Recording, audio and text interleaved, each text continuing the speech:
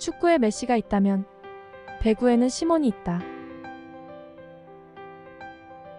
2014년 가을 안산 홈 개막전 첫 경기부터 43득점에 트리플 크라운을 달성하며 8연패 달성을 노리던 디펜딩 챔피언 삼성화재를 3대1로 격파시키는 중심에 이 선수가 있었습니다. 로베르트 란디 시몬 아티스. 쿠바 출신으로 208cm의 신장에 114kg를 넘는 압도적인 피지컬과 수직 점프 389cm라는 탈인간급 높이와 파워로 세계 3대 공격수, 현존 최강의 미들블로커 등 화려한 수식어와 함께 베스트 스파이커와 베스트 블로커상은 물론 수많은 리그 MVP 수상 타이틀로도 알 수 있듯 세계 배구 무대를 휩쓸다시피 하던 그야말로 정상급 중에서도 정상에 있던 선수인데요. 떡잎부터 남달랐던 시몬은 17세의 어린 나이에 쿠바 국가대표팀에 발탁되면서 세계 배구 무대에 자신의 존재를 알리기 시작하는데요. 남자 배구 최고 리그라는 이탈리아로 진출해 활약해 가던 중 소속팀의 경영난으로 선수들을 팔 수밖에 없는 상황에 직면하게 되자 이에 발빠르게 움직인 OK저축은행이 당시 세계 최고 수준의 연봉 제안으로 시몬과의 2년 계약에 성공하게 됩니다.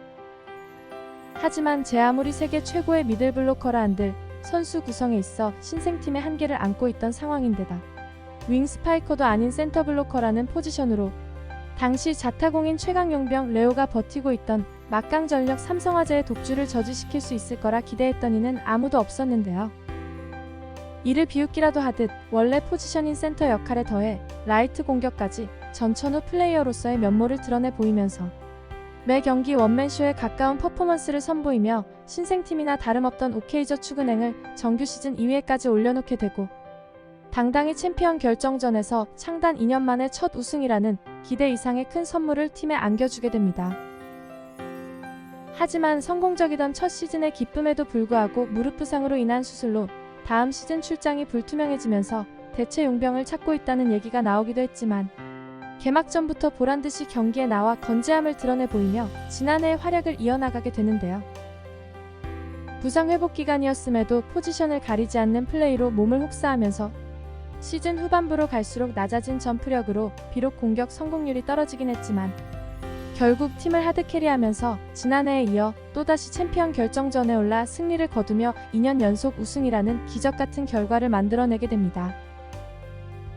2년 통산 70경기 출전에 1962득점, 공격 성공률 55.68%, 2년 연속 속공 부문 1위, 서브 부문 1위, 외국인 선수 최초 블로킹 1위, 트리플 크라운 15회, 최단기간 서브 에이스 150개 달성 등 일일이 언급하기 어려울 정도로 많은 타이틀과 기록들을 양산해냈는데요. 하지만 이보다 더 주목해서 봐야 할 지점은 마치 오타니의 이도류처럼 양립할 수 없다고 여겨지던 라이트와 센터 두 포지션 모두에서 나타난 수치상으로나 실제로 이뤄낸 결과를 봤을 때도 최고 수준의 기량을 보여줬다는 건데요. 이는 앞으로도 있기 어려운 유형의 선수라는 점에서 그 의미가 남다르다 할 수 있겠습니다.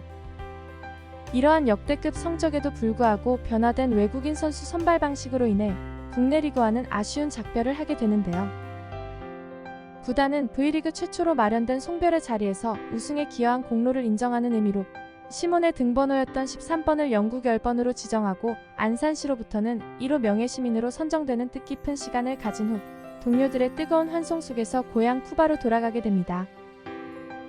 이듬해 시몬이 떠난 OK저축은행은 리그 최하위가 되었고 공교롭게도 이적한 브라질 사다 크루제이루는 팀 우승과 더불어 베스트 7에도 선정되는 모습을 보면서 팀보다 위대한 개인이 있더라 라는 말을 몸소 확인시켜준 사례가 아닐까 생각하게 되는데요. 2018 시즌부터 다시 이탈리아 리그에서 맹활약하고 있는데 이번 시즌에 들어와서도 36세라는 나이가 무색할 만큼 오히려 공격력이 날카로워지면서 해당 포지션에서 득점 수위 자리를 지킬 정도로 70%에 육박하는 경이적인 공격 성공률은 왜 그가 여전히 세계 최고 미들 블로커인지를 스스로 증명해 보이며 변함없는 활약을 이어나가고 있습니다. 여전히 그의 플레이를 그리워하는 많은 국내 팬들은 V리그 복귀를 희망하고 있지만 지금과 같은 제도와 여건에서는 시몬과 같은 세계 최정상급 선수를 당분간 국내 리그에서 만나보기는 어려울 것으로 보입니다.